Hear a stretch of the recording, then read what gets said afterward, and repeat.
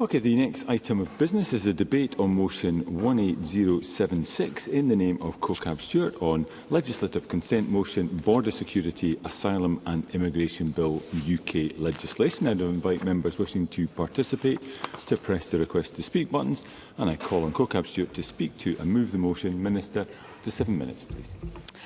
Thank you, Presiding Officer. I open this debate on the Border Security, Asylum and Immigration Bill at a time of growing global instability. Instability that can result in people having to flee their homes to seek safety in another country. Scotland does have a proud history of welcoming those fleeing war and persecution, and this debate today needs to be seen within that wider context. Border security is central to the UK Government's plan for change. The Border Security Command aims to coordinate efforts to dismantle criminal gangs which prey on the desperation of those seeking a safe haven. At a time of the last general election, over 122 million people were forcibly displaced worldwide, fleeing persecution and conflict, violence and human rights violations. Many risk dangerous channel crossings out of desperation, relying on smugglers and criminal networks. These are not journeys of choice, but of desperation. Men, women and children seeking safer shores. In 2024, 73 people died attempting the crossing, more than the previous 6 years combined. Boats are more crowded, averaging 53 people per vessel, up from 13 in 2020. The Scottish Government does not condone illegal activity and supports efforts to disrupt criminal networks. Measures such as enhanced data sharing and new offences can help, but must be implemented with care. Strong oversight, safeguards and respect for privacy are due process and are essential. Strengthening border security is legitimate, but it must not criminalise those fleeing war and persecution.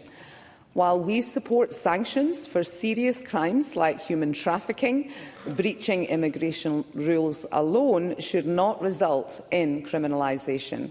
Many arriving in small boats are vulnerable individuals seeking safety. Detention and prosecution should always be a last resort. Presiding Officer, this bill must be matched by the expansion of safe and legal routes, such as refugee resettlement, family reunion and humanitarian pathways. Amnesty have said safe routes save lives, and the Scottish Refugee Council have called this bill a missed opportunity. Enforcement will not resolve the crisis alone. We must address the root cause and protect the most vulnerable. As a founding signatory to the Refugee Convention, the UK has a moral and legal duty to uphold its principles. I welcome the Equalities, Human Rights and Civil Justice Committee's report on this LCM and its recommendation that this Parliament consents to the relevant provisions in the bill.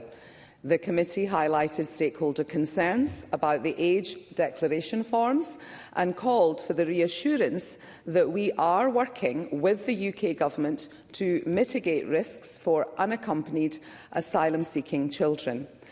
We've engaged with the UK Government and understand that these forms are currently used in Kent, not Scotland. We will continue to monitor this issue. The Scottish Government remains committed to supporting those who come to Scotland in search of safety and to ensure that implementation of the bill reflects our values and respect for human rights. The Lord Advocate, as Head of the Crown Office and Procurator Fiscal Service, has published instructions for prosecutors when considering the prosecution of a person who is or appears to be the victim of human trafficking and exploitation. The Scottish Government enacted the Human Trafficking and Exploitation Scotland Act 2015, which provides support where there are reasonable grounds to believe that an adult is a victim of human trafficking. This support can include accommodation, medical care, legal services and psychological support. Alongside support services provided to child victims by local authorities, the Scottish Government funds Guardianship Scotland to provide support to unaccompanied children in Scotland who have been trafficked or who are vulnerable to being exploited. We facilitate refugee integration through the New Scots Refugee Integration Strategy, delivered in partnership with COSLA and the Scottish Refugee Council. We also provide tailored support through Scotland's Migration Service, helping people to navigate a complex immigration system, understand their rights and access services, and build stable lives. Presiding Officer, in moving this motion, I recommend the Parliament's consent to the relevant provisions in the bill as amended, while recognising the UK Government's efforts to combat organised immigration crime.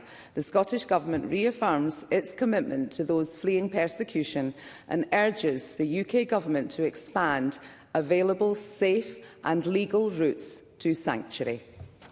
Thank you, Minister. And I call Stephen Kerr, around 6 minutes. Mr Kerr. Thank you, Deputy Presiding Officer. What we have before us today, of course, is a legislative consent motion for a bill that epitomises a weak response from a weak government. Is there a policy area that Keir Starmer has not reversed on? We can see what's happening with these welfare reform proposals right before our very eyes as we hold this debate. Labour's Border Security, Asylum and Immigration Bill is a masterclass in vacuous legislation. It's long on rhetoric, short on resolve. Now, I'll make it clear, if we on these benches were in the House of Commons, we would oppose this bill, just as our colleagues at Westminster are rightly doing. Instead of building on the robust deterrent measures put in place by the last Conservative government, most notably the Rwanda policy championed by Prime Minister Rishi Sunak, Labour has taken a wrecking ball to them. The result? Illegal immigration has surged. The number of small boat crossings in the past 11 months alone has hit record highs. That's not coincidence, that's consequence. Let's be clear.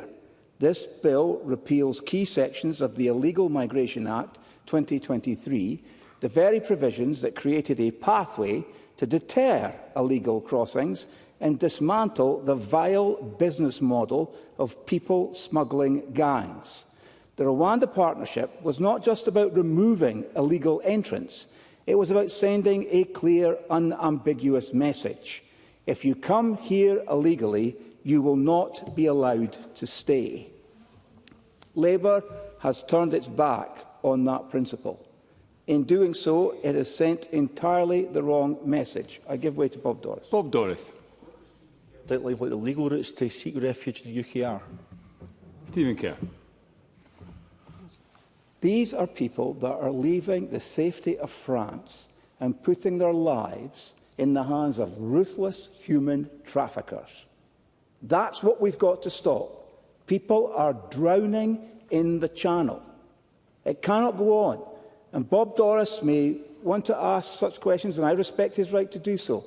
But the priority should be to stop the trade, to stop the crossings. You've got to send the right message, and Labour are sending the wrong message. They're sending the wrong message to the smugglers, to the traffickers, and to those, by the way, who are willing to put large sums of money in the hands of these criminals and risk their lives in dinghies crossing the Channel. The message is, unfortunately, from Labour, Britain is open again for illegal business. And make no mistake, this is costing the British taxpayer billions, over £8 million a day, to house illegal arrivals in hotels, many of which are in communities already stretched for housing and services. And who pays the price? Local families, rural businesses, tourism operators and hard-pressed councils. This isn't compassion, it's collapse. And it's happening on Labour's watch. Now let's turn to the Scottish Government. The SNP have consistently refused to accept the reality of illegal immigration. Their attitude to border control is one of ideological fantasy. A completely open border, limitless immigration, legal and illegal alike. They talk about compassion, but their refusal to distinguish between legal migration and unlawful entry undermines public trust. And let's be honest, it's not lost on the Scottish people. Time and time again, Scots have told pollsters and politicians that they share the concerns of the UK public at large. They are concerned about the pace of immigration. They are alarmed by illegal crossings. They understand that a country that cannot control its borders is a country that cannot control its future. What Labour and the SNP don't seem to grasp is that public consent for immigration depends on two things: that the system is fair and that the system is enforced. The Rwanda plan may not have been perfect, but it showed seriousness. It aimed to protect lives, shut down smugglers and restore order. Labour's bill does none of these things. In the House of Commons debates, our colleague Chris Philp has rightly warned that this bill is a repeal bill, not a reform bill. And our party leader, Kemi Badenoch, has said Labour are gutting a deterrent without offering an alternative, and they are both right. This is not a plan, it's a posture, a gesture to the leftist consensus that is comfortable with chaos. And yet here in this Parliament, we are asked to give consent. Well, Presiding Officer, we recognise that this is largely, indeed, I would say wholly, a reserved matter. And by convention, the Scottish Conservatives and Unionists respect the overall legislative authority of the UK Parliament in reserved areas. And that is why, despite our trenchant opposition to this bill and everything it represents, we will abstain on this motion. But let there be no mistake. The Conservative Party remains the only party serious about restoring control, integrity and order to our borders. Labour and the SNP are out of tune with the mood of this country, Scotland included. Until they confront reality, they will continue to betray the very people they claim to serve. Thank you. I now call Martin Whitfield. Around 5 minutes. Mr Whitfield. I'm very grateful, Deputy Presiding Officer, and it is always a pleasure to follow Stephen Kerr, even when his oratory and perhaps salad of linguistic excitement over a bill that is ploughing its way through the Westminster chambers may lead to entertainment and concern. But what I would say, and I know members across the whole of this chamber and indeed politicians across the whole of the United Kingdom, we often talk about care in using language when something on the surface offends. I think care should also be taken in language when one can see an opportunity, rightly or wrongly, to enthuse sometimes and to stir up and perhaps incite what others may then use for false information, because it is right to say that the bill on which the legislative consent motion that we are being invited to consent to today does have a repeal in it, and it does sit in clause 28, and it does sit in relation to the Rwanda bill that was talked of by the previous member. And it is right to repeal that piece of legislation, and I am more than content to discuss, perhaps more beneficially outside of this chamber, a matter with the former Speaker, as indeed we have done in the past. And I had understood we'd reached a conclusion, but perhaps times have changed. I welcome this legislation, but I also very much welcome the Minister's approach that she took in moving the motion today, because this is a matter which requires all of those that represent constituents across the United Kingdom to work together. There is an interesting discrepancy, I would use the phrase, in the language between those who are seeking to flee from appalling circumstances in what would be their home country and their legitimate right to travel through safe countries to seek refuge elsewhere, as identified by the United Nations, and those If it is short, more than happy Paul to. Sweeney, briefly. I thank my friend for giving way, and he makes a really salient point about this misnomer about travelling through safe countries being some sort of obligation to claim asylum in the first safe country. Often people are moving for very human reasons, such as the ability to speak English or the ability to reconnect with their families and relatives. It's a very human story in many cases, as we know from our constituency casework. Martin Whitfield. I'm very grateful for that intervention, and I will pick up on one of the phrases that was used there, the human side.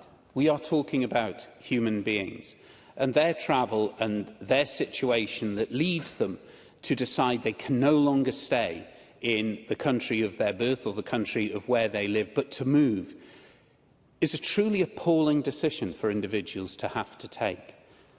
What frightens me, what scares me, what annoys me is those other humans who sue these people as a way of profiting, with very complex financial arrangements where families effectively borrow money from moneylenders at exorbitant interest rates with the expectation that the individual, if they make the journey safely, will reimburse them. And we have an entire dark economy that works on that. And the purpose behind this... Stephen Kerr. Because I hope Martin Whitfield, who is a realist, would recognise the vast majority of the people on these dinghies are young men. They are, in a sense, and almost undoubtedly, economic migrants. So the question that he must address, which the bill does not address, is a deterrent that stops them putting their money and their lives in the hands of these wicked people. Martin Whitfield. I'm not going to make categoric assumptions on the groups of people that choose the route. If the member is patient, and I am conscious of time, my apologies, Deputy Presiding Officer, I'm not going to make sweeping decisions about groups of people who are taking their life in their hand. I would suggest if, and I'm not necessarily accepting this, the diagnostic of the gender of those people who are coming over, it is perhaps those people who are taking on that obligation to flee because of their own sexuality or whatever from a country and are seeking safety. Returning to the LCM, and I want to just return again and repeat my welcome of the Minister's approach to this. This is a complex issue. There are areas that are reserved. There are areas that rightly this place and the Scottish Government have an involvement into. And I want to congratulate the Scottish Government on the way that they have handled this and the interaction that's occurred between themselves and the UK Government. And for the benefit of time, Deputy Presiding Officer, I will leave it there, although we may, interestingly, have a fascinating members' debate after our return from the member opposite. I'm grateful. Thank you very much indeed. And I now call Maggie Chapman. Around 4 minutes, Ms Chapman. Thank you, Presiding Officer. In speaking this afternoon, I will start by saying that the Scottish Greens will support this LCM at decision time. However, I do want to get the following comments, which relate to Clause 38 of the Border Security, Asylum and Immigration Bill, on the record. As it stands, Clause 38 repeals certain provisions of the Illegal Migration Act 2023, specifically sections 24 and 28, which disapplied specific powers and duties of the Scottish ministers in the Human Traffic and Exploitation Scotland Act 2015. Neither of these sections have been fully brought into force. We support the repeal of these clauses. We'd actually like to see the whole Illegal Migration Act repealed. But it is disappointing that the UK Government saw fit not to repeal Section 29 as well. This section focuses on disqualifying protections for individuals identified as potential victims of modern slavery or trafficking if they are deemed, and this is a quote, a threat to public order, or if they've made claims in bad faith. Now, some might say that this is fair, but a key provision is the expansion of the definition of threat to public order. This now includes anyone convicted of a crime with a prison sentence or those liable for deportation under the 1971 Immigration Act. This means that victims of trafficking could still be detained and face removal rather than receiving support, and it applies even if they were coerced or forced into entering the UK irregularly by their traffickers.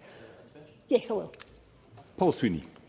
I'm grateful to Ms Chapman for giving way, and it's a really important point because there's one particular case in my constituency, 2018, Duke Nguyen, who was trafficked from Vietnam, forced to work in slavery conditions in a cannabis farm, which was then raided. He was jailed for 6 months and then was liberated, claimed asylum, but then nonetheless was detained arbitrarily and was facing deportation until there was interventions across parties to try and secure his release. And this is a case where this would relate to, and it's important we address that. Maggie Chapman. Absolutely, and I thank Paul Sweeney for raising that, because we know, let's remember that when many trafficked victims are forced into criminal activity, and by virtue of being trafficked, they are much more likely to have a criminal record. Clause 29 makes it more difficult for such victims to come forward and seek help, which could force them further underground, where they could continue to be exploited, re-trafficked, or worse. And we know that when trafficked victims are removed from the UK, they face a high risk of being re-trafficked and could end up in exactly the same situation. I'm grateful, though, to the Scottish Refugee Council for their meticulous work on the ramifications of this bill. I really wish we could repeal all of the Illegal Immigration Act. One day soon, I hope. Before I close, Presiding Officer, Stephen Kerr might not like that the right to seek asylum is enshrined in Article 14 of the Universal Declaration of Human Rights and elaborated upon in the 1951 Refugee Convention. It's clear that his party don't like human rights for many people at all. There are few, if any, so-called legal routes to get to the UK for refugees and asylum seekers from parts of the world that continue to suffer the consequences of imperialism, of uneven development and climate breakdown. I do wonder how some people justify the differential treatment the UK has shown to Ukrainians compared to Yemenis or Palestinians. If people really want to stop the boats, let's arrange safe and secure routes for crossings for asylum seekers, as we should under our international and moral obligations. I am proud to be in a party that believes we should welcome refugees and asylum seekers. We should offer them the dignity of safety and sanctuary. That is our duty. Thank you. And I now call on the Minister to wind up the debate. Around 3 minutes, Minister. Thank you very much. I'd like to thank colleagues for their thoughtful and considered contributions to the debate, although varied and possibly a little polarised, but not unexpected. I do, however, ask the Chamber to support the Scottish Government's recommendation to grant legislative consent to the relevant provisions of the UK Government's Border Security and Asylum and Immigration Bill. I do want to emphasise again that this is not a blanket endorsement of the UK immigration and asylum policy. Just the other week, I stood here and expressed serious concerns about the UK's government's approach to migration. We do welcome many of the intended benefits that of these provisions, especially the repeal of the Safety of Rwanda Act and parts of the Illegal Migration Act that remove the duty on Scottish ministers to protect trafficking victims. This is a necessary step towards addressing the legacy of fear, uncertainty and hostility left in the wake of those deeply concerning measures that were, of course, initiated by the Conservative government in the UK. The provisions of which we seek consent, particularly those concerning data sharing, enforcement, cooperation and safeguarding, demand our active engagement. And through that active engagement, can we ensure that they are implemented in a way that respects devolved responsibilities and upholds fundamental human rights? In an interconnected world, challenges like migration, climate change and global security demand cooperation, not isolation. By working across governments, we respond more effectively to shared crises. We recognise the serious challenges in the current system, but this bill must come with a commitment to improving access to safe and legal routes for those seeking protection. Without such measures, we risk perpetuating the very vulnerabilities that this legislation seeks to resolve. I would just like to offer comments on Maggie Chapman's contribution. I have much sympathy with her contribution on Section 29 of the Illegal Migration Act of 2023. It is, of course, wholly reserved, Presiding Officer, and, of course, today we are talking about the Asylum, Security and Borders Bill, but I did want to put my sympathies on record. So, Presiding Officer, I close with this message. Scotland will stand and always will stand for dignity, fairness and respect, and remain a place for refuge for those fleeing persecution and conflict. Thank you, Minister. That concludes the debate on border security, asylum and immigration bill. It's now time to move on to the next item of business. And the next item of business is a debate on motion 18080 in the name of Richard Lockhead on legislative consent motion, product regulation and metrology bill, UK legislation. Again, I'd invite members wishing to participate to press the request to speak buttons. And I call on Richard Lockhead to speak to and move the motion. Minister, around 7 minutes, please. Thank you, Deputy Presiding Officer, for the opportunity to debate the motion on legislative consent in respect of the Product Regulation and Metrology Bill. The bill is primarily an enabling or framework bill, providing powers to the UK Secretary of State to regulate products in a range of sectors. These powers will allow UK ministers to regulate products for certain purposes. These include reducing or mitigating risks associated with products, ensuring that products operate efficiently or effectively, and reducing or mitigating the environmental impact of products where the EU makes such provision. The bill also creates powers in relation to metrology, the science of measurement. This, however, is fully reserved, and so these powers are not covered by the legislative consent process. Much of the UK's existing product regulation framework is derived from EU law, of course, and the UK Government deems the creation of these powers necessary to close regulatory gaps caused by the UK's exit from the EU. The stated aim of the bill is to support economic growth, provide regulatory stability and deliver more protection for consumers. This includes enabling the UK Government to respond to new and emerging products being marketed, as well as to new business models in the supply chain, such as online marketplaces. The UK Government has stated its wish to protect consumers by reducing the number of unsafe goods that are sold online.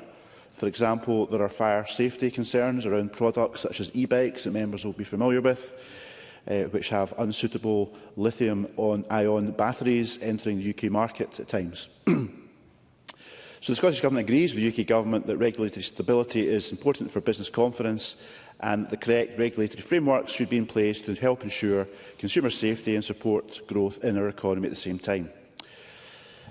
However, as I'm sure members would expect me to say, it is essential that the UK Government's regulatory framework adequately respects the devolution settlement and the legislative competence of the Scottish Parliament. And the bill was announced as part of the King's Speech on 17 July 2024 and introduced soon after on the 4th of September. Unfortunately, that rushed timetable only allowed for limited engagement at official level, and agreement in principle from Scottish ministers was not sought prior to the bill being introduced to the UK Parliament. This meant that the Scottish Government's concerns about how devolved matters were covered in the bill were not reflected in its drafting. Our primary concern was the proposal to grant powers to UK ministers to regulate products in areas of devolved competence without the oversight of Scottish ministers or the Scottish Parliament. For this reason, the Scottish Government lodged a legislative consent memorandum in the Scottish Parliament on 24 September 2024, recommending that Parliament refuse to consent to the bill. In February 2025, a UK Government amendment which extended the scope of the bill's powers was introduced in the House of Lords. Again, as this amendment did not address the Scottish Government's fundamental concerns with the bill, our recommendation remained unchanged, as expressed in the supplementary legislative consent memorandum that was launched on the 3rd of March of this year. So both myself and my officials then continue to engage with the UK Government to secure changes to the bill which would allow us to change the recommendation.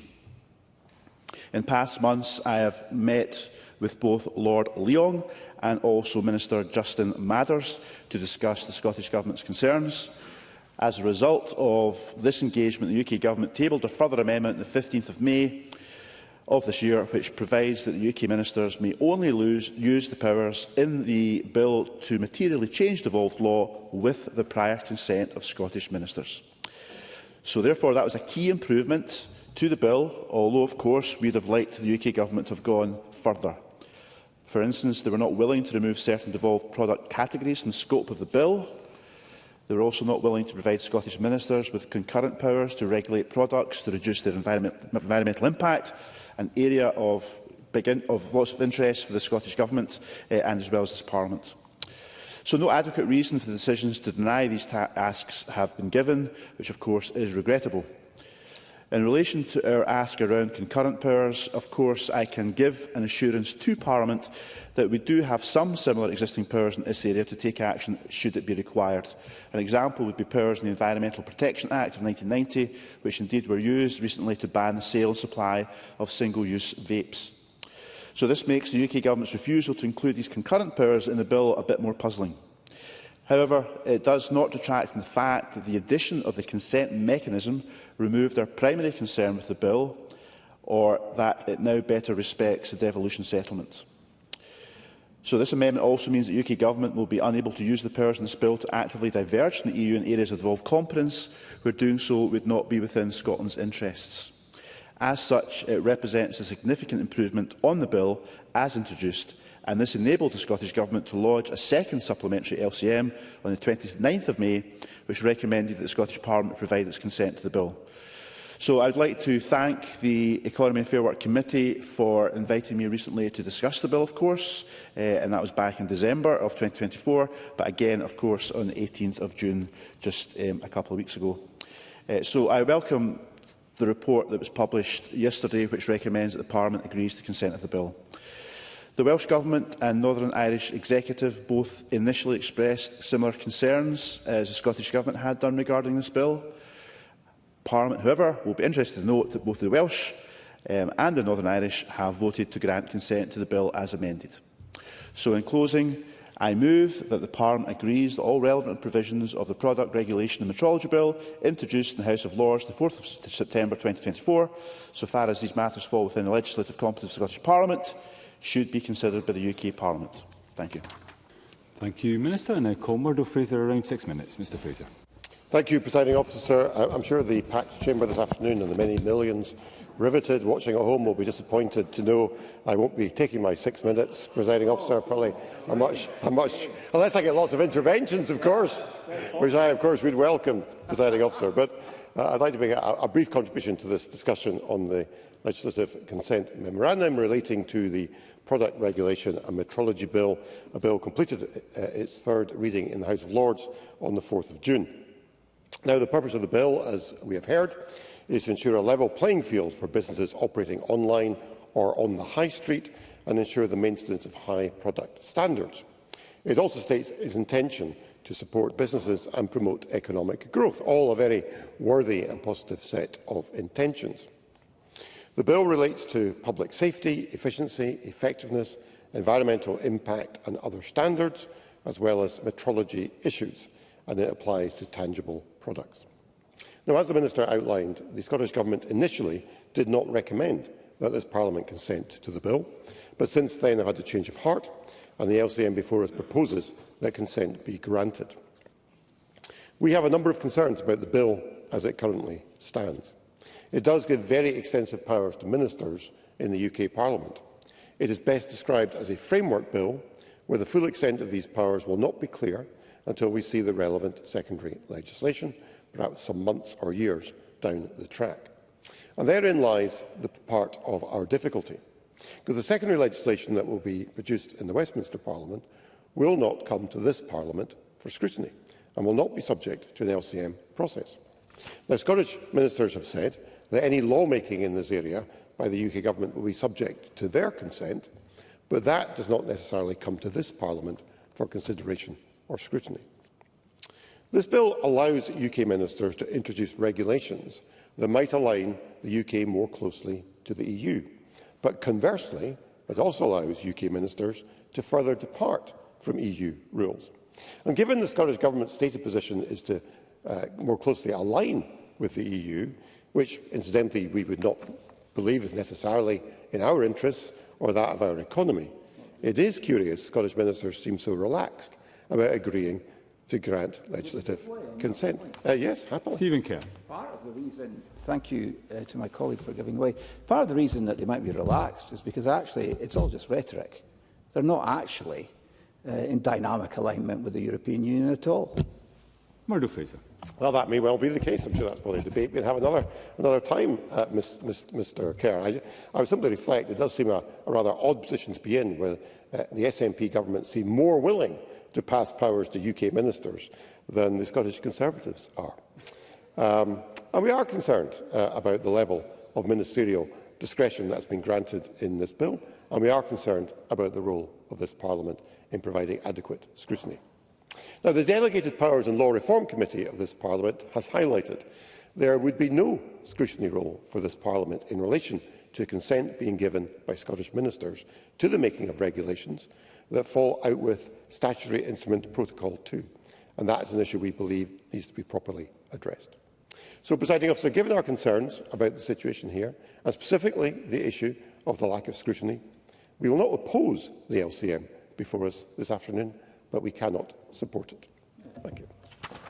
Thank you, Mr Fraser. I now call Martin Whitfield. Around 5 minutes, Mr Whitfield. I'm very grateful, Deputy Presiding Officer, and this has been a fascinating debate regarding a legislative consent motion, because I think it has highlighted in quite amicable terms one of the challenges that this Parliament and indeed the Scottish Government have faced with regard to legislative consent motions, and is, by common custom, it is for the governments to discuss between themselves. But perhaps we are getting to the stage with discussions that we've had earlier in this session with regard to legislative consent motions, that this Parliament, at the right opportunity, takes the chance to look at it, to see whether, shall I phrase it as, assisting a more generous and even discussion between the governments as to how legislative consent should be dealt with. Because, to pick up on Murdo Fraser's comments, there are concerns about framework bills. They've been expressed here in this chamber, they've been expressed in the other devolved chambers, and indeed, of course, at Westminster. And there is always the challenge of the interestingly named Henry VIII clauses that potentially follow within these framework bills. And I think that it is very much a question for parliaments as we go forward about how we deal with that matter. But to turn to what sits in front of us today in the legislative consent, again, I omitted to do so, so let me put the record straight by thanking the committees in the previous LCM and the committees who provided information to the Chamber on what sits before us today. And what we have is a bill which is seeking to protect people. And can I thank Richard Lochhead for bringing a reality to what a strangely worded bill is for those millions who are looking from the outside. Because we are talking about the world of e-scooters, we are talking about the world of what are potentially challenging products that put our citizens at risk, and it is a way of protecting. Can I also thank Richard Lochhead for the very articulate way he described what I imagine was slightly more challenging discussions behind the scene of the process from the earlier legislative consent motions to where we are today, and welcome the amendment at UK level to give the confidence to the Scottish Government to back the request for legislative consent in this matter. So, Deputy Presiding Officer, I will leave it at that stage, save us to say perhaps this again is another part of that footprint that will lead this chamber and indeed other parliaments to look at legislative consent again at the right time. I'm grateful.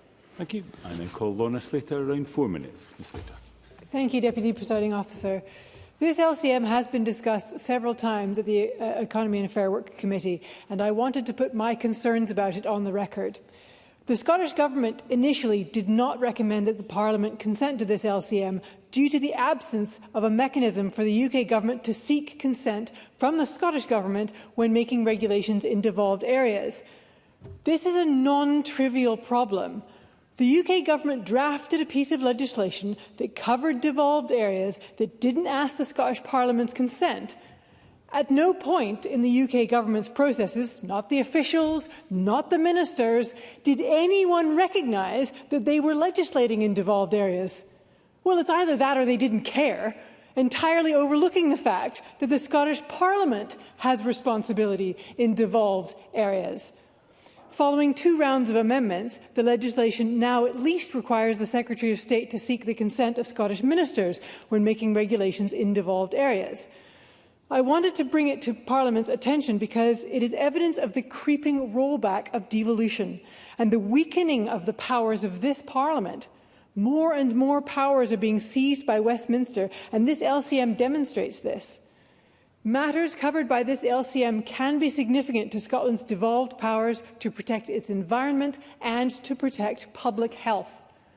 The Internal Market Act has effectively shut down Scotland's ability to move faster than England in protecting our environment or our public health, and legal instruments like this LCM reduce the Scottish Government to consenting on what the UK decides to do in areas that are covered by the bill, instead of being able to, as we should as a Parliament, under the Scotland Act, diverge from UK legislation and set our own legislation at our own pace to protect our environment and our public health.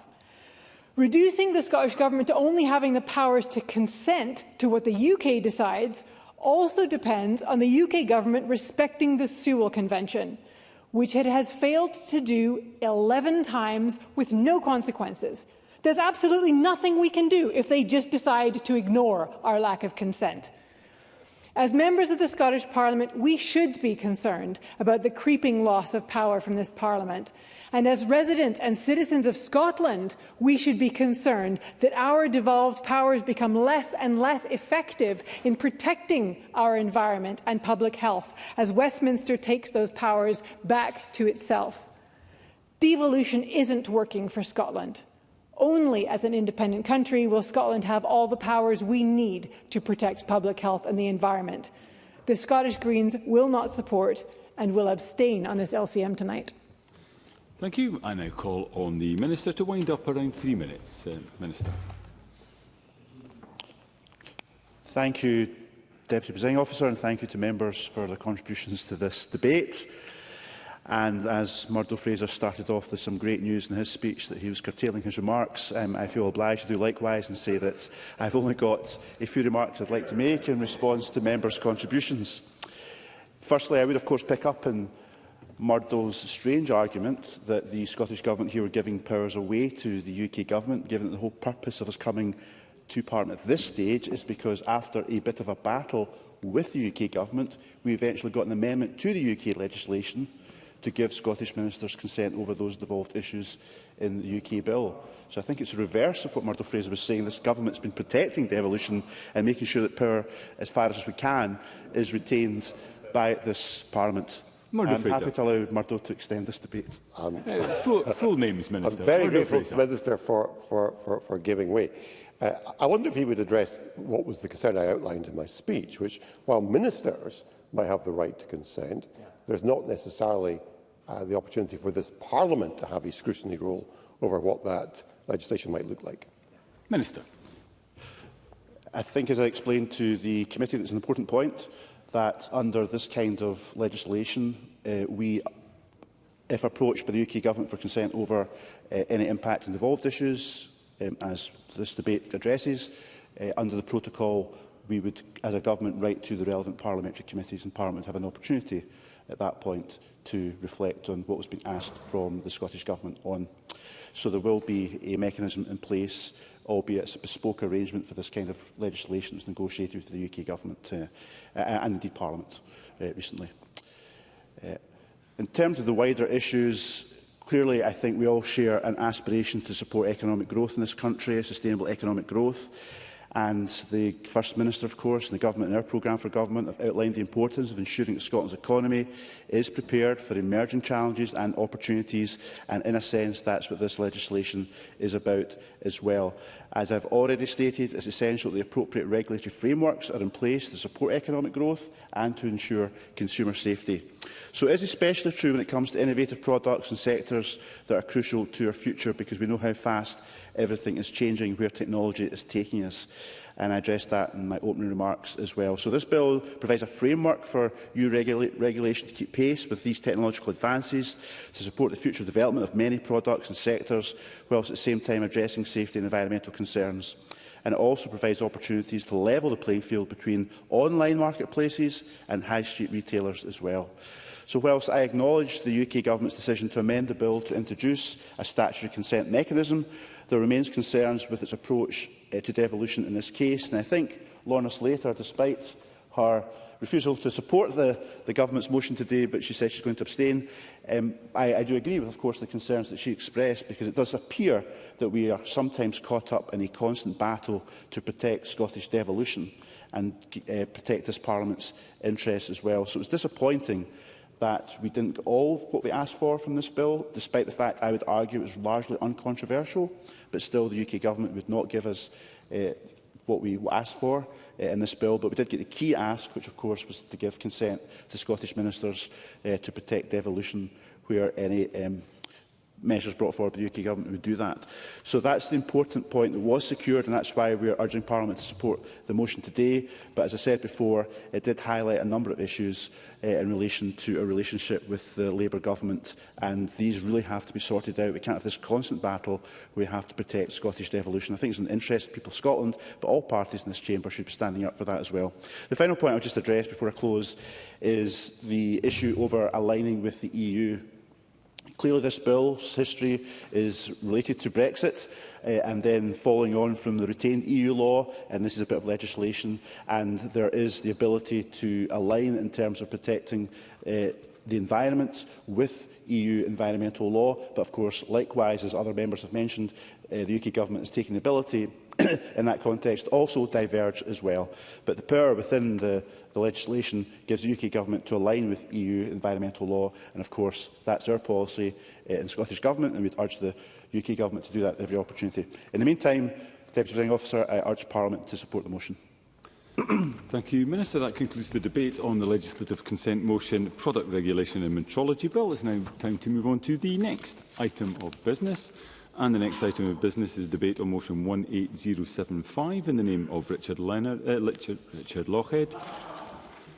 We need summer recess. In the name of Richard Lochhead on legislative consent motion, Employment Rights Bill, UK legislation. Again, I'd invite members wishing to participate to press the request to speak buttons now or as soon as possible. And I call on the Minister to speak to and move the motion. Around 6 minutes, Minister. Thank you, Deputy Presiding Officer. And if it gives you any comfort, you will no longer make that mistake after the next Scottish Parliament elections. Because neither Lochhead nor Leonard will be here. So that will give you some comfort in terms of getting your names right. Again, I welcome the opportunity to debate the motion to provide legislative consent to provisions, in this case, in the UK Government's Employment Rights Bill. The Scottish Government is supportive of the overall ambitions of this UK Government bill. We have engaged fully and constructively with our counterparts on key measures, and we welcome the majority of the proposals, including where we have been listened to and improvements have been made. The bill puts on a statutory footing some of the progress we have already made in Scotland, I would argue vindicating our trailblazing fair work agenda in this country.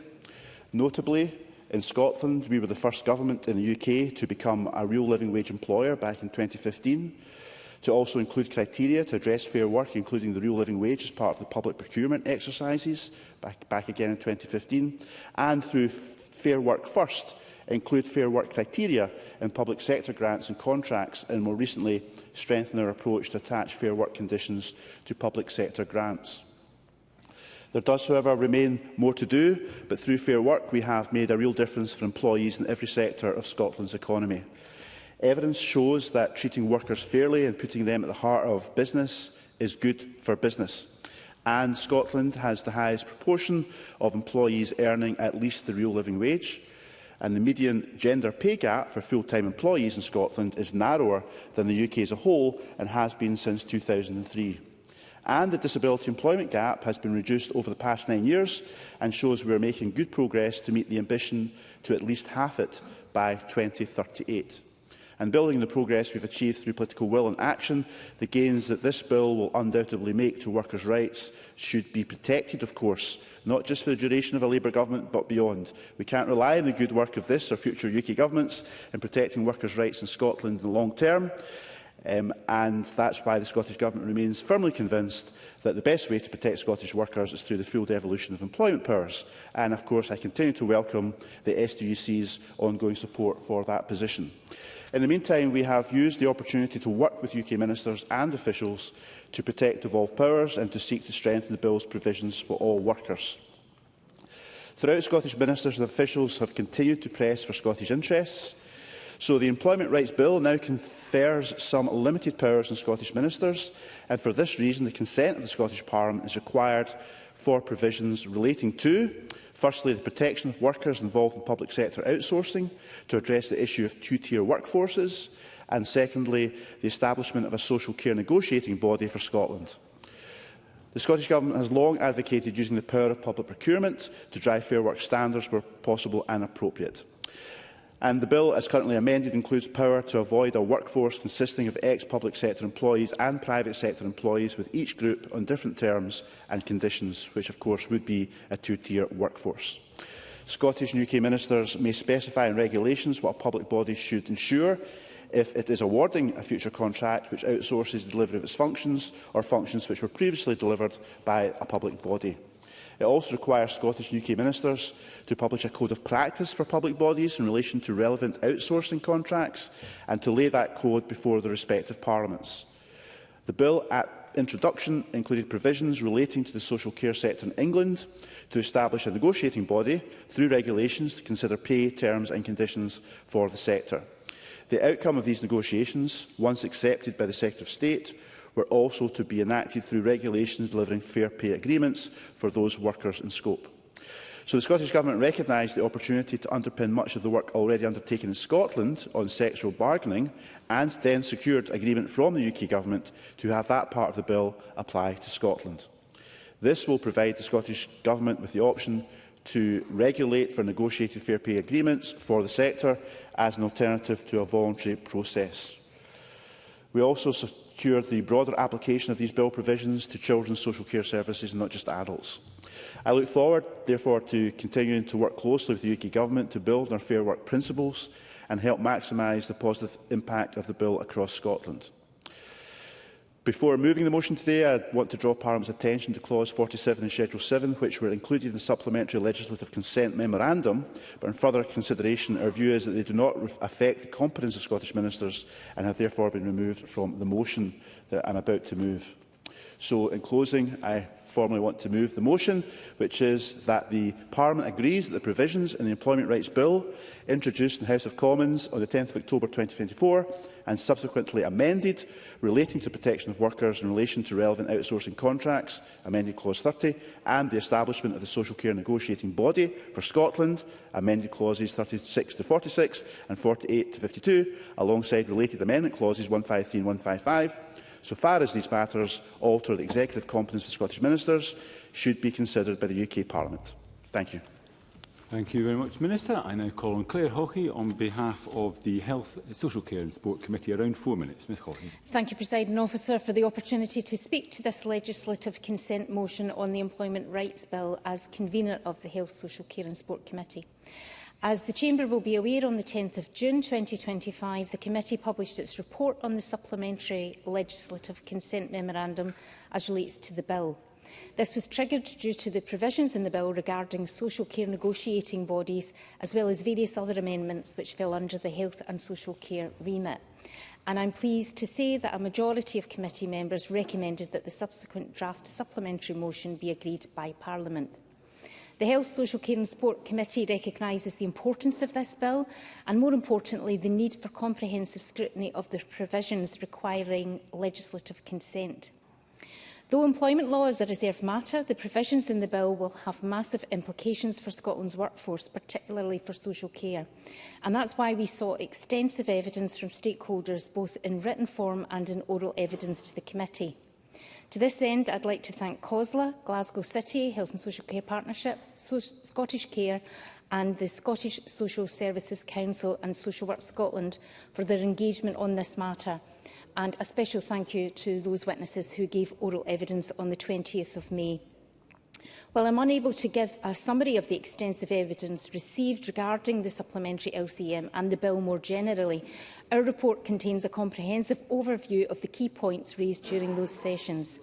With that said, one of the main themes echoing throughout was the need for continued collaboration when it comes to creating an effective negotiating body for social care. As highlighted in our report, members were keen to hear more regarding the ongoing discussions with trade unions, as well as the work of the Fair Work and Social Care Group.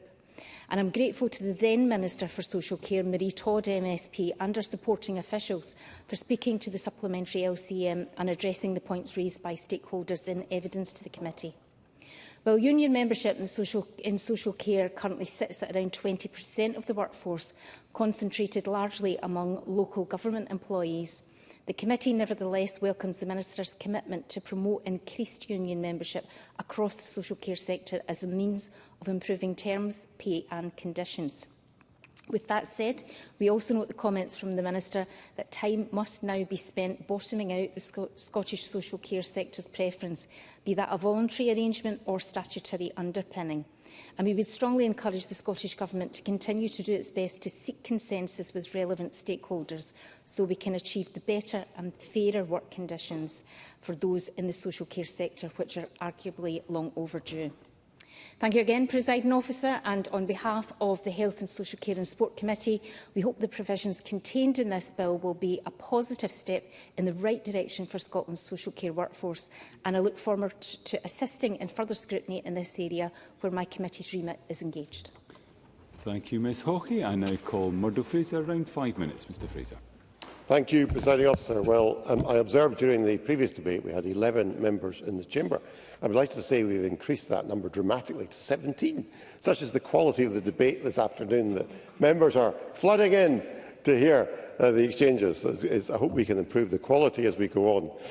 The legislative consent memorandum relates to the employment rights bills. We've heard legislation which is UK-wide effect, and it is a wide-ranging piece of legislation introduced by the Labour Government, implementing plans from Labour's Green Paper published in September 2022. The bill covers a range of subjects, including the regulation of zero-hours contracts, greater rights for flexible working, removing the 3-day waiting period for statutory sick pay, removing the qualifying period for paternity leave and ordinary parental leave, expanding eligibility for bereavement leave, providing additional protection from harassment for employees, and removing the 2-year qualifying period in relation to unfair dismissal. And while there are a number of these measures with which we would agree, we do have concerns about the overall economic impact of what is being proposed. Business organisations have expressed concern, for example, that the rules on unfair dismissal which are being changed will actually make it less attractive for businesses to hire staff. One of the most vocal critics of the bill has been the Federation of Small Business, who have expressed concern about the impact on smaller businesses in particular having to cope with 28 simultaneous changes in employment law. And similarly, the Association of Professional Staffing Companies have expressed concern that day one rights would have adverse effects on recruitment practices for risk-averse employers who might, as a consequence, look at methods of pushing those risks onto others in the supply chain, such as staffing companies. These are therefore the potential unintended consequences of what is being proposed in this bill. Changes in employment law have to strike a balance. On the one hand, giving greater rights to employees is generally beneficial. But if that leads to difficulties, and additional difficulties to businesses hiring staff and making them reluctant to do so, the overall impact can be negative.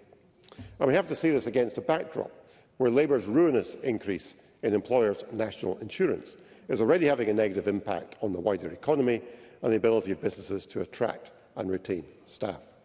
Now, the Minister set out, again, as we would expect, the Scottish Government's stated aim to see all employment law devolved to this place. I understand why that is the Scottish Government's position, but that demand is opposed by business organisations across Scotland, as you might expect, who want to see a level playing field across the whole United Kingdom, particularly important for those businesses who operate in all different parts of the UK, who don't want to run different regimes applying to different members of staff. And for a government that claims to support growing the economy, it's curious that the government takes that particular approach when business is so firmly opposed.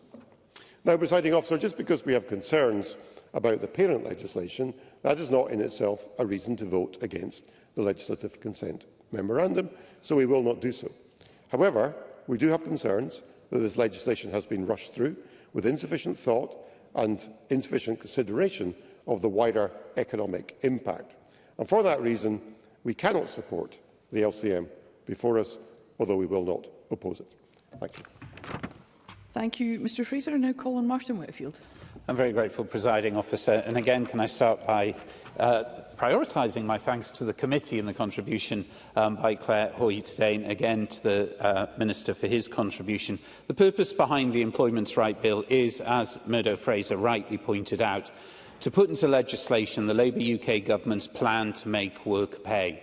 A fascinating principle, the suggestion that by working people can afford to live. And can I thank Murdo Fraser for articulating so many elements of the bill. And I would add to his list, of course, the work to prevent fire and rehire, the sectoral collective bargaining which has been mentioned, and of course for the trade unions and introducing the rights for trade unions for access to workplaces, to repeal the Strikes Minimum Servants Level Act from 2023, and also some of the provisions from the Trade Union Act in 2016, and enforcement, to bring together the powers of existing labour market enforcement bodies along with other powers under the Secretary of State and enforcement officers. And I welcome all of these elements of the bill.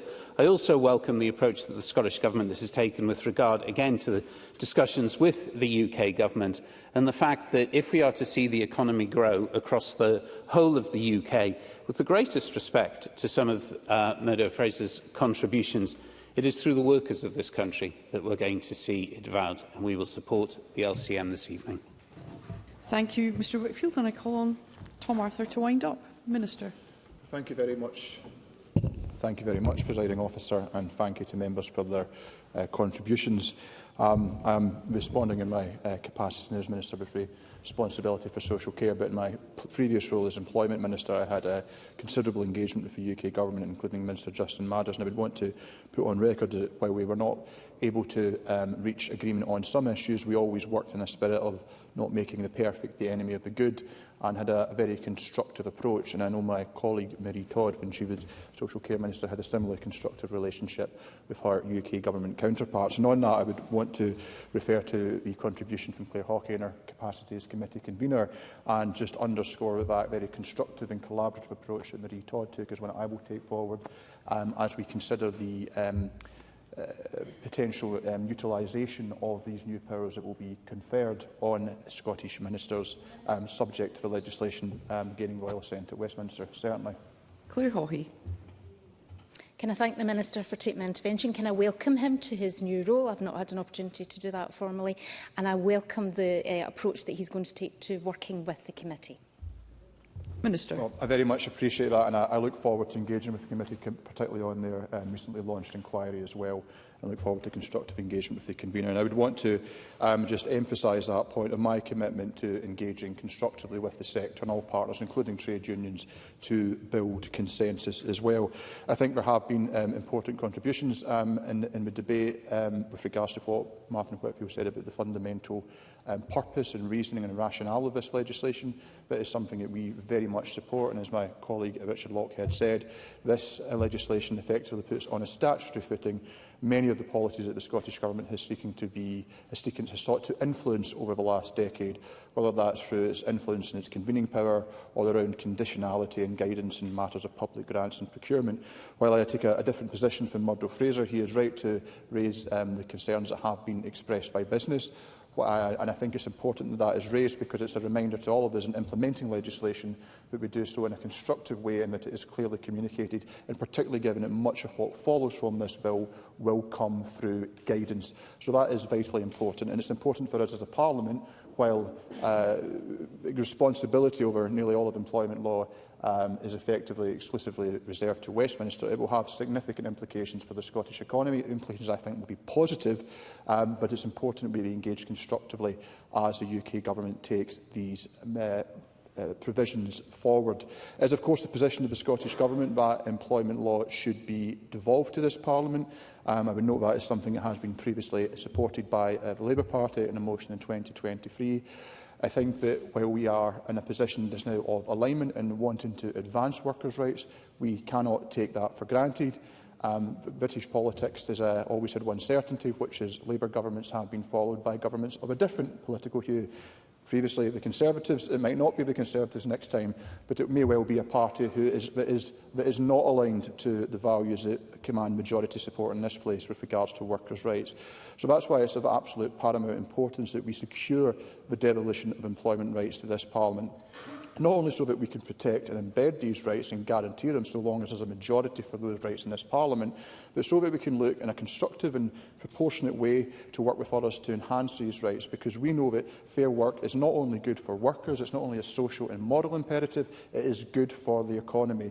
Ultimately, workers are also consumers, and the more security and fulfilment they have in their work and more disposable pay, that's good for businesses, it's good for their dignity. But it's also good commercially, it's also good for businesses, because a workforce that's invested in a workforce that feels secure, that is fulfilled, that is respected, that is a workforce that will be more productive and will make more of a contribution towards their businesses with employers as well. So these are things that are of fundamental importance to the wider Scottish economy, and I think it underscores the importance of having had a constructive and collaborative approach with the UK Government in taking this LCM forward, and also underscores the reason why I think, where the Government thinks, that we should be looking to devolve employment powers to this Parliament in full, which will enable us to guarantee and protect these rights for all time, as long as there is a majority for it in this place. There have been some measures, of course, we would have liked to have seen the UK Government go further on around sick pay. It would have been also quite, I think, beneficial if we did not require the consent from the Secretary of State regarding provisions relating to the social care negotiating body.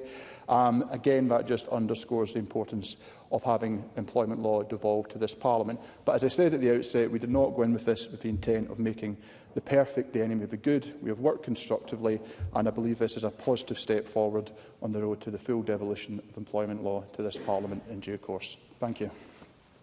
Thank you, Minister. That concludes the debate on Legislative Consent Motion, Employment Rights Bill. It's now time to move on to the next item of business, which is a debate on Motion 18081 in the name of Natalie Dawn Innes on Legislative Consent Motion, Children's Wellbeing and Schools Bill. And I'd be grateful if members who wish to speak in this debate were to press their request to speak buttons now. And I call on Graham Day to speak to and move the motion, and that will be up to 6 minutes, Minister.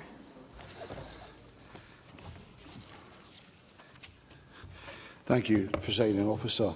I thank you for the opportunity to open today's debate, focused on proposed changes to UK legislation which have the potential to increase and improve opportunities for Scottish children and young people, putting their best interests at the heart of decisions that affect them.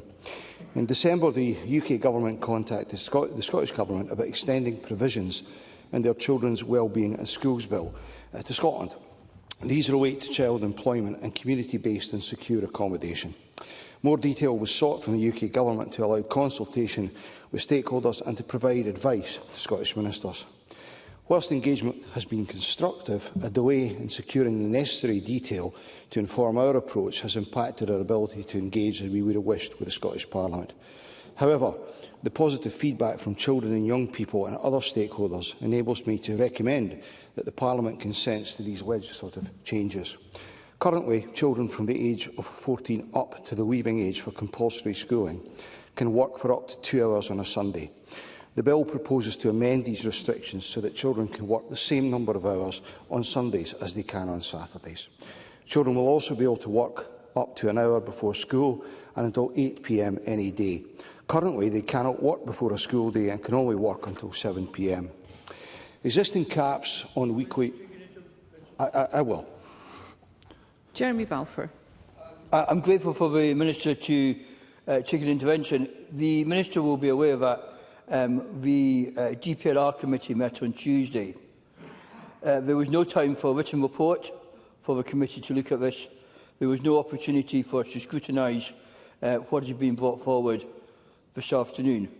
And this Parliament has been asked to approve something that many of us have been unable to find the full details and ask the appropriate questions.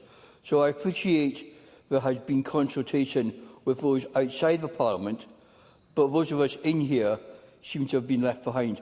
Can the Minister tell me why there was such an urgency to get this through today and why it couldn't wait to September? And could you also confirm that this is not good practice and shouldn't be seen as going forward?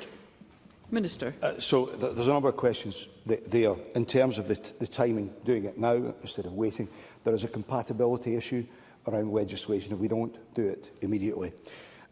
As a former Minister for Parliamentary Business, I place great importance on giving Parliament its opportunity, its rightful opportunity to scrutinise legislation. I'm afraid in this instance there were a couple of things at play. There were delays in obtaining the necessary information from UK Government officials to allow us to move it forward, but I will accept that there was also an element of delay at this end. So for that I apologise to Parliament, because I do think it's important, and I hope that provides the answer for the member. So existing caps on weekly hour limits, as well as a prohibition on working during school hours, will remain in place. As I said, the young people we engage with on these changes viewed them as beneficial because they would allow them more opportunity and greater flexibility to work. Young people said they felt restricted by the current limitations and find it difficult to save money. Young people often find it harder than adults to find employment. Expanding Sunday working hours provides more opportunities for children to gain skills and experience, save money, develop their independence and better prepare them for their futures. The bill also proposes changes to rules around the conditions in which children can work. Currently, these rules are set by local authorities through individual bylaws and often differ across Scotland. If consented to, the provisions would allow Scottish ministers to make child employment regulations, replacing local variations and providing a more consistent approach across Scotland. Local authorities will retain responsibility for issuing child employment permits and control of the process at a local level. Local authority representatives with whom we have engaged generally support this. The Federation of Small Businesses has also been supportive of the changes in the discussions that we've had. We will ensure local authorities are able to engage in creating and implementing the regulations to reflect their local knowledge of businesses and regional differences in employment. Children and young people will also be given the opportunity to express their views, and any changes will be considered in line with their best interests. All other existing relevant legislation will remain in place, including safeguarding measures. The second area covered by the provisions is secure and community-based accommodation. It proposes a statutory mechanism that will allow children to be placed in community-based provision in England, which can provide for both deprivation and restriction of liberty measures if it is in the best interests of the child. Placements into secure accommodation in England are currently possible for children living in Scotland. The provisions in the bill would enable them to be accommodated in the new proposed settings if appropriate. Ministers are clear that any cross-border placements should only happen in exceptional circumstances, and such alternative provisions should not be used where there are capacity challenges in Scotland. However, flexibility over placement options to meet the varying needs of children is important. There may be occasions when it's in a child's best interest to be placed in provision in England. For example, to ensure children are placed closer to their families, which is critical to relationships and well-being. Arrangements, monitoring and reviewing of such placements will be clarified with relevant stakeholders and the UK Government to ensure these circumstances align with Scotland's Reimagining Work and Secure Care, the response to which we published today. And just as there may be exceptional circumstances that make it appropriate to place a child from Scotland in England to be deprived of their liberty, children from England may also be placed in secure accommodation in Scotland on welfare grounds. Amendments made by the bill to section 25(5)(a) of the Children Act 1989 clarify that the person in charge of secure accommodation in Scotland can deprive a child of their liberty when they have been placed there from England or Wales. Providing consent today would allow us to continue to work with our stakeholders to ensure the changes are implemented in line with current Scottish Government policy and Scotland's unique and lauded approach to child welfare and justice. I therefore move that the Parliament agrees that the relevant provisions of the Children's Wellbeing in Schools Bill, introduced in the House of Commons on 17 December 2024 and subsequently amended, affecting child employment and community-based and secure accommodation, so far as these matters fall within the legislative competence of the Scottish Parliament and alter the executive competence of the Scottish Ministers, should be considered by the Parliament. Presiding Officer. Thank you, Minister. I now call on Douglas Ross on behalf of the Education, Children and Young People Committee. Thank you very much, Presiding Officer. I rise not to speak about the detail of this LCM, but about the process, and endorse everything that Jeremy Balfour has said. First of all, before I come on to more of what the DPLR committee discussed this week, I think it's right to make it very clear that the Education, Children and Young People Committee had the first opportunity to discuss this LCM 8 days ago. So just 1 week from the summer recess, and I think people will be aware that this has been an extremely busy week for those with an education interest in this Parliament. I include the Cabinet Secretary and the Minister. But when we were discussing what we could do in our final week, we had to take on board the fact that members were going to be in this chamber late on both Tuesday and Wednesday, dealing with Stage 3 of the Education Scotland Bill, and this week alone, just in committee, we have sat for over 7 hours taking evidence on the University of Dundee. There was literally no time, even if we wanted to get more scrutiny, which I believe members would. There was no time at all to include that in our deliberations. And when I received the DPLR committee letter from the convener yesterday, I was concerned, the note in their second paragraph, that there has been amendments lodged and the UK Government Supplementary Delegated Powers Memorandum available since the 14th of May. So we got this on the 16th of June, well over a month after the UK Government had finished its consideration on this. So I would simply echo everything the DPLR committee have said about the lack of opportunity to interrogate this further. I believe my colleague Ros McCall will look into some of the details that members of the Education Committee would have done, because we do treat these things very seriously. The Minister and the Cabinet Secretary know we go into in-depth detail with SSIs and other things. We would have done on this LCM had it not been for the time it came here and the business the committee already had. So I would urge the Minister to take back to his successor as Minister for Parliamentary Business that we need help as committees to do our job, to allow Parliament to do its job, and more time to discuss and prepare for these LCMs would be appreciated. I won't detain the Chamber any longer, Presiding Officer, other than to say, because I think I'm still within the subject, if I can just say this on the record. Because we were so busy as a committee this week, we couldn't look at this. And while I think it's right that MSPs are busy on committees, and I'm certainly keen on that as convener, I would like to take the chance to put on record my thanks to the clerks, to the official record, to broadcasting, who have also sat through over 7 hours of evidence. It was long and thorough sessions. And while I think it is right that we as MSPs do our job, I believe our clerks and others associated with the Education, Young People, Children and Young People Committee went above and beyond this week. And I would like to put on record my thanks on behalf of all of the committee to them. Thank you, Mr Ross. And I now call on Ros McCall. Thank you, Presiding Officer. And I rise to speak on the LCM that we've been asked to approve this afternoon. And it's already been highlighted. It covers a couple of things on child employment, secure care, residential care. And I have to be honest, I have concerns on this, so I'd like to briefly outline them to you. At face value, the proposal to allow residential accommodation as an alternative to secure care might seem uncontroversial. Indeed, the Scottish Government seems quite comfortable in its assertions that it's very unlikely the child will be placed in a cross-border placement. But unfortunately, unlikely does not mean impossible. And the Scottish Government's memorandum states the allowing for this option is in line with Article 3 of the UNCRC, which requires that the best interests of the child are a primary consideration in all actions involving them. The proposal to allow residential accommodation may actually seem helpful, offering greater flexibility, especially where capacity is under pressure. And we know that it is in Scotland, because secure accommodation is currently under immense pressure. But we must not lose sight of what secure care actually is and why it matters. Last year in this Parliament we passed the Care and Justice Act, which moved away from placing children in YOIs and into an individual child-based system that increases the use of secure care with all its safeguarding and specialist support that comes with it. And this is actually the outcome that we said would happen, that there would be immense pressure from this. And the briefing from the Children and Young People's Commissioner for this LCM also raises concerns specifically over the possibility of cross-border placements. And I stress that just because the Government assures that it is unlikely to happen, that doesn't mean that it won't. Presiding officers, residential care is not secure care. They don't offer the same physical security, therapeutic oversight or a legal framework. It's not a like-for-like substitute, and we shouldn't treat it as one.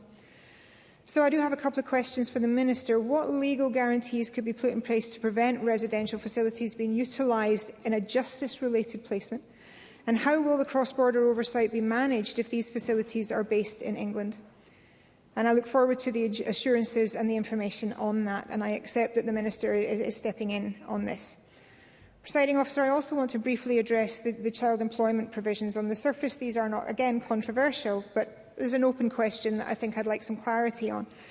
Does the bill cover working children on family farms or in small businesses? Now, I understand we have legislation, but all over Scotland, it's not just a job, it's part of family life, and that's how many people, especially young people, learn responsibility. So if there's any unintended impact, we must understand it and we must address it. And finally, presiding officer, this brings me to the point that's already been highlighted very well by Jeremy Balfour and Douglas Ross, and that's on the process. It's my understanding that the reason that this LCM is being rushed is because the UK Government didn't fully appreciate the Scottish implications of the amendments, despite the UK bill being in the House of Lords. And I note the Minister's comments and his apology for any delay that's come on the Scottish Government side, and that's accepted. But Parliament is being asked to approve a last-minute changes to devolved legislation without full consultation, without detailed impact assessments and without certainty on how these powers would be used. We're being asked to give up scrutiny and to take on trust that it will all work out, and I'm afraid I can't do that. I was assured that the issues raised on secure accommodation within the Care and Justice Act would not be an issue, and it has come to pass that they are. And again, I would simply go on assurances that when vulnerable children are at play, it's too high a price. So, presiding officer, we have a responsibility to protect the integrity of our justice reforms, the clarity of our devolved powers, and above all, the rights of the children we serve. And on that basis, we will not be fully supporting the legislative consultation, but we will not oppose it. Thank you. Thank you, Ms McCall. I now call on Martin Whitfield. I'm very grateful, presiding officer. I wish to speak on behalf of Scottish Labour with regard to this LCM and to various elements of it. May I first just start again by complimenting I appreciate both committees that were involved in this and the challenge that there has been with regard to being able to scrutinise legislative consent motions. And without repeating it, I would refer to contributions I made earlier about how LCMs are dealt with within this Parliament, the obligations that sit on governments to deal with this matter, facilitate it between themselves, or can I suggest that perhaps the Parliament to Parliament could help with that, most probably in the next session. When we turn to the current legislative consent motion and the bill that it is talking about, the Children's Wellbeing in Schools Bill, what fundamentally sits underneath this bill is an attempt to break that link between a young person's background and their future success. A goal that we share here in Scotland, that is shared in Wales, shared in Northern Ireland and, of course, is shared in England.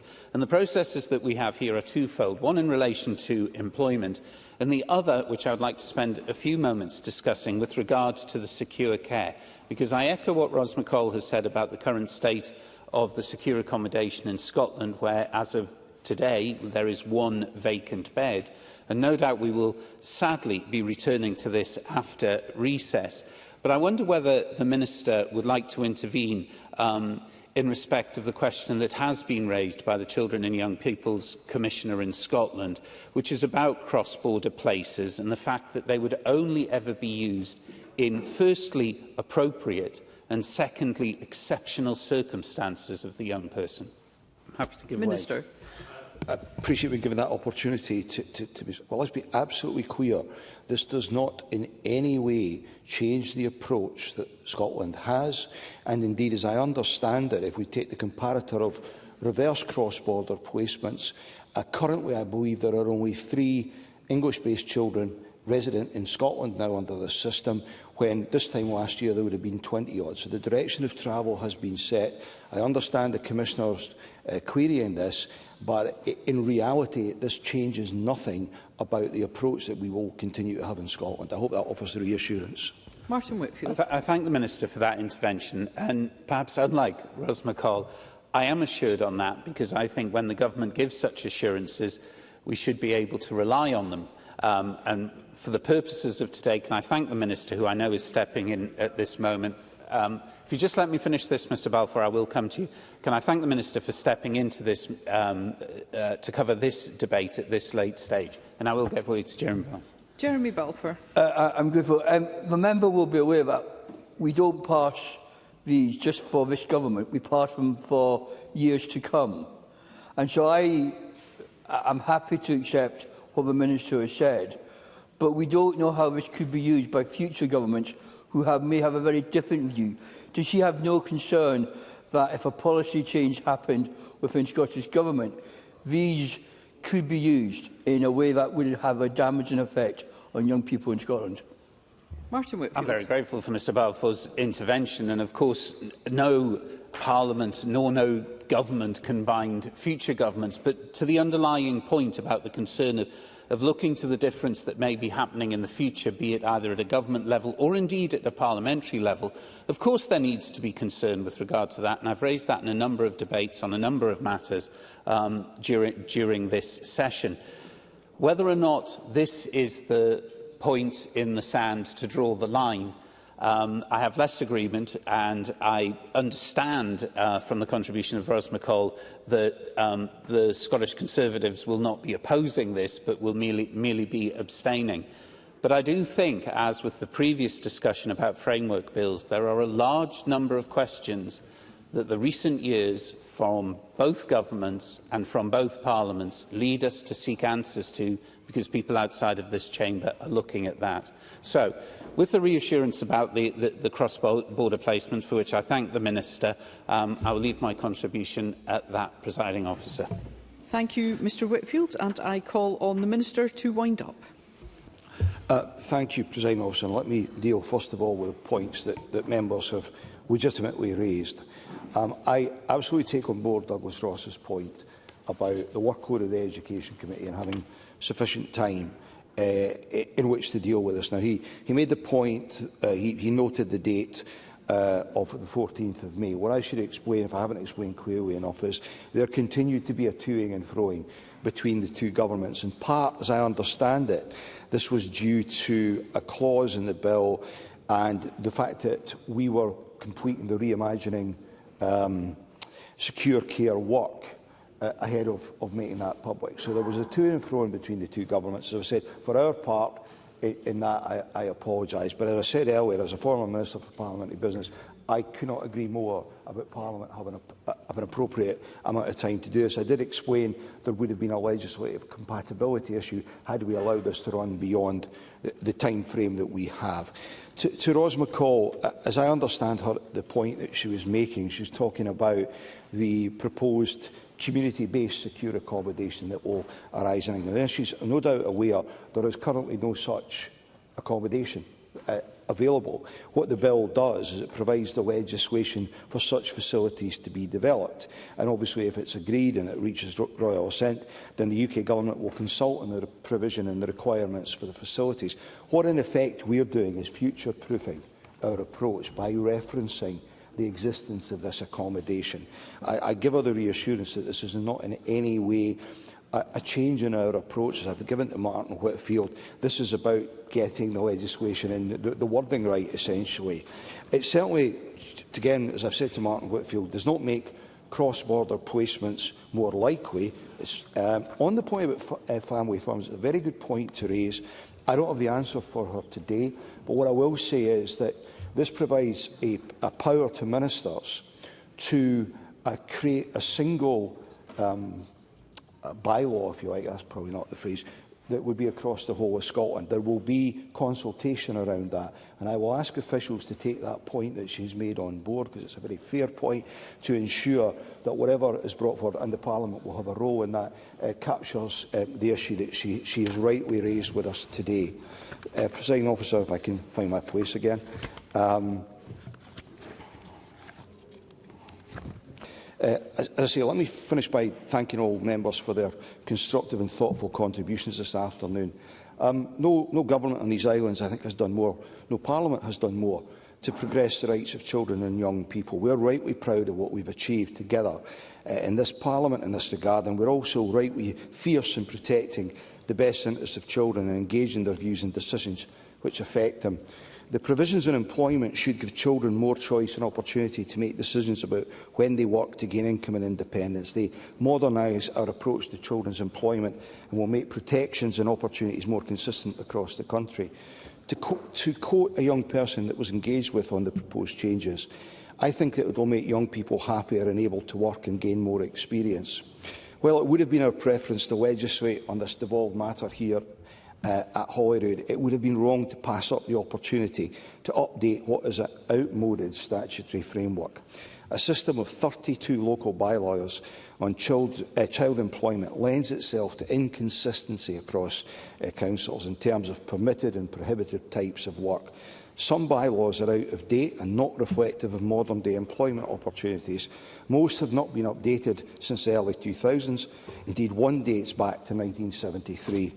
Some still refer to the prohibition regarding children as chimney sweeps, working on merchant ships and undertaking work in coal yards.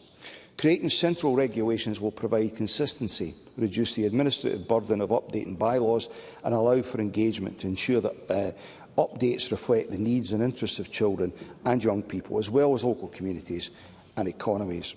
The provisions on community-based accommodation will provide flexibility and choice in providing the most appropriate placement for a child, if deemed appropriate and in an exceptional circumstance, and if it fully meets their care needs. No significant issues were raised about either of these changes by stakeholders, and there was recognition of the value in them. However, it is recognised that further engagement will be undertaken with key stakeholders.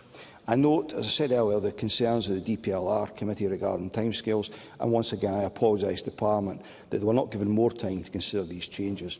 When working with UK bill measures, that's not always feasible, but I accept the importance of trying to give parliamentary committees more opportunity to scrutinise proposed legislative changes, especially ones as important as this. I hope, though, that Parliament will agree that these are changes that will help to protect and enhance the best interests of Scotland's children and young people, and give consent accordingly. Presiding Officer. Thank you, Minister. That concludes the debate on legislative consent motion, Children's Wellbeing and Schools Bill. It's now time to move on to the next item of business, which is consideration of 3 Parliamentary Bureau motions, and I ask Jamie Hepburn on behalf of the Parliamentary Bureau to move motions 18141 and 18142 on committee membership and 18143 on committee substitutes. Move, Presiding Officer. Thank you, Minister. The question on these motions will be put at decision time, and I'm minded to accept a motion without notice under Rule 11.2.4 of Standing Orders that decision time be brought forward to now, and I invite the Minister for Parliamentary Business to move the motion.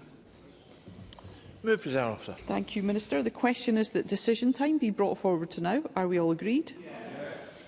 We are agreed, and there are 5 questions to be put as a result of today's business. The first is that motion 18076, in the name of CoCab Stewart, on the legislative consent motion, Border Security, Asylum and Immigration Bill, UK legislation, be agreed. Are we all agreed? Yes. The Parliament is not agreed, therefore we'll move to a vote, and there will be a short suspension to allow members to access the digital voting system.